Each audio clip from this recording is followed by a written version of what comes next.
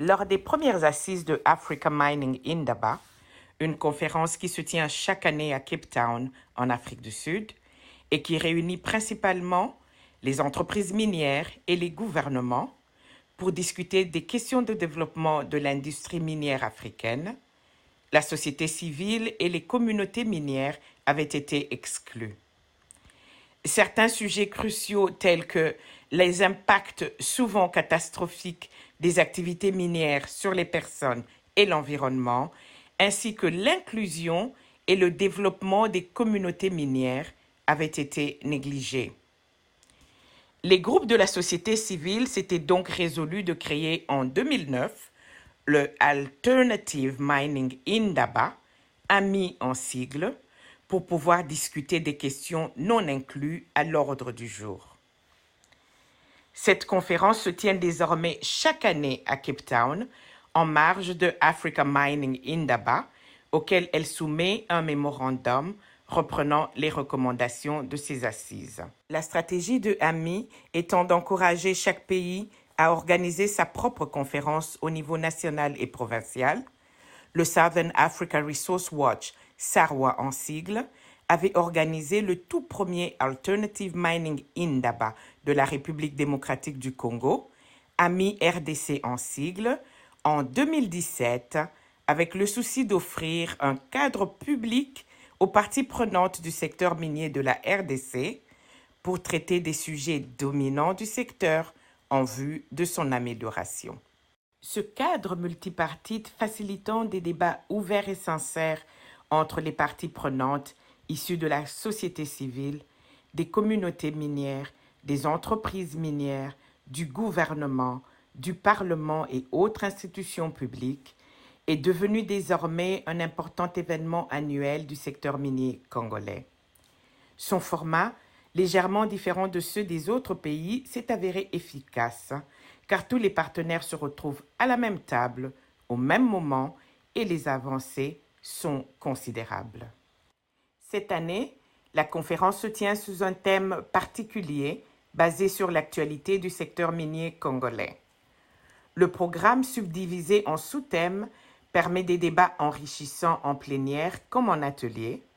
et les recommandations sont toujours envoyées au gouvernement et aux entreprises minières en vue de leur mise en œuvre. Les objectifs de AMI RDC sont entre autres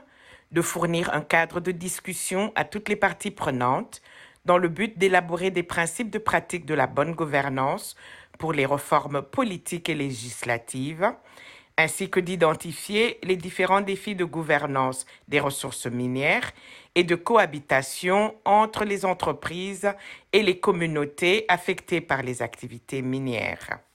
La motivation d'initier AMI en RDC était venue du constat selon lequel la RDC dispose d'un énorme potentiel minier très diversifié,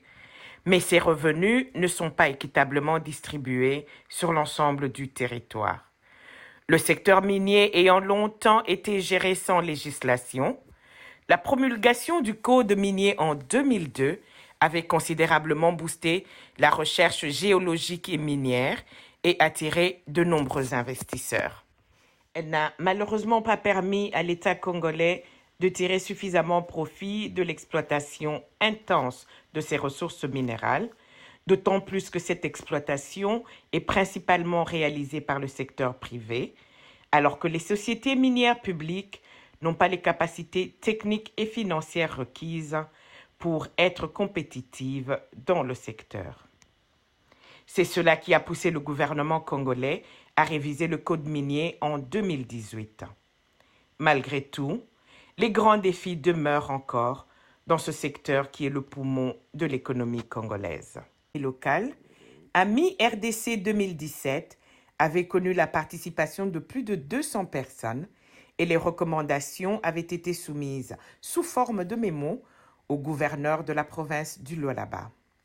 La deuxième édition, organisée en 2018 dans la même ville et en collaboration avec le gouvernement provincial du Lualaba et la GIZ, avait eu pour thème principal « Mines et développement durable » et avait également vu près de 200 personnes y participer.